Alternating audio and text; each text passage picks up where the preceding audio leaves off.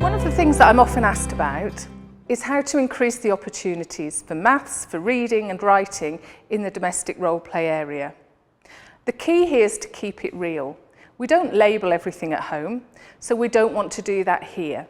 And what we need to look for are the real things that we do in a home setting and work to make sure those are included here. There are lots of opportunities for things like counting when children are setting the table, when they're deciding how many eggs they need to boil, for example, and sharing out the food equally afterwards, deciding which size of pan to use or using a jug with scales on it, weighing something out with the weighing scales and so on. And then we've got things like calendars, diaries. Make sure you've got a working clock in your kitchen that is set to the correct time and that you reference when you're in this area working alongside those children. Again, with things like reading, when do we read at home? We might read to each other, so make sure there's some books in your role play area. We're going to read to the baby at bedtime.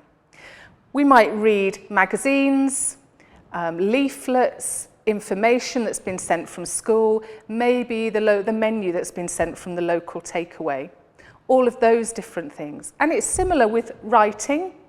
When do we write at home? When are you going to model the kinds of writing that happens in the home?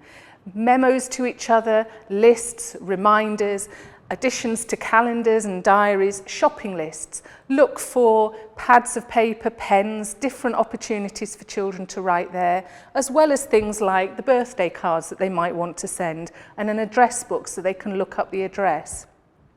And then other opportunities. Game playing is a nice one. And again, families can play games together, lots of opportunities there for maths, for counting, and all those other things that you want children to do in this area. So hopefully that's just given you a flavour of some of the things that you might be able to do in this area that are far more valuable than labelling all the objects in here and putting numbers on all the items in your cupboards.